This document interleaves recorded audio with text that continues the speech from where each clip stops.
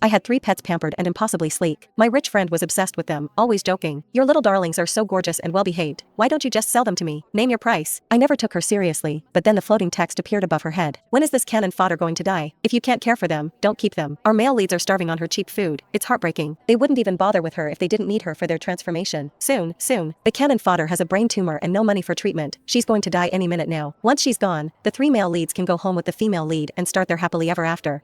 Right before she dies, the cannon fodder will beg the female lead to take them. Little does she know, the male leads are intentionally letting her die. They've been waiting for this day. Looking at the 3 creatures, the ones currently purring and charming my friend, a cold rage settled in my stomach. You know what? I will. I heard myself say, the words tight and sharp. 10,000 apiece. Take your pick. The living room went silent. The smile froze on my friend Zara's face. The calico cat, Apollo, the one who was the master of affection, stopped rubbing his cheek against her chin. The small, black snake, Styx, unwrapped from her neck and raised its head. Even Gizmo, the poky little hedgehog on the adjacent sofa, stopped grooming his paws. All their eyes were suddenly fixed on me. The bullet screen above my head erupted like a lake hit by a boulder. What did I just hear? 10,000 apiece? How dare this dead cannon fodder set such a price? Holy crap, the wicked cannon fodder reveals her true colors. Just a second ago she was acting like a doting owner. She must be desperate for cash. Is she trying to swindle our sweet female lead? I knew it. She only kept pets to curry favor with Zara. What a manipulative BTCH, asterisk. Zara was the first to recover. She looked awkwardly from the pets in her arms to me. Elena, what are you talking about? I was just kidding, she said, her tone laced with embarrassment. Aren't they your absolute treasures? How could you sell them to me? I kept a relaxed, almost weary smile on my face, pretending not to see the text attacking me. They are my treasures, Zara, but reality is a factor now. I sighed, managing to sound genuinely distressed. You know, I lost my job recently, and nothing solid has come up. To be honest, I can barely afford it anymore. I met Zara's eyes, making my gaze sincere. They'd probably be happier with you. Anyway, look, the fancy cat tree, the organic mice, Gizmo's climate-controlled habitat. Didn't you buy most of that for them? Instead of scraping by with me, they'll actually have a good life if they go home with you. Zara opened her mouth to speak, but I cut her off. I'm really in a bind right now. If you truly love them, and you're willing to help me out, 10,000 each. Anyone you want. Think of it as bailing me out. Please? Zara fell silent. The bullet screen raged again. Female lead, darling, don't believe her. She's exploiting your kindness. A bind? LOL. You have a fatal illness that money can't fix anyway. Jinx. Male leads, bite her. This black-hearted woman doesn't deserve to be your owner. Zara hesitated, finally biting her lip. Okay, maybe I'll just take one for now. I wouldn't want you to be completely alone. I was practically itching for her to take all 3 and save me the trouble. They were ungrateful vipers, and they needed to be gone. Sold. All of them, but I knew a sudden change in attitude would arouse suspicion. One step at a time. Fine, whatever you think is best. Go ahead and choose. Take whichever one you bonded with most. Zara knelt down, still holding Apollo the calico. She peered at the little black snake and the hedgehog that had scooted closer. Styx seemed to sense something was off. He raised his head higher, turning slightly toward Zara. His tongue flickered out quickly. Gizmo the hedgehog shifted his tiny paws, his black bead eyes fixed on her. That's when Apollo, the cat in Zara's arms, made his move. He let out a soft, sweet meow, then rubbed his velvety head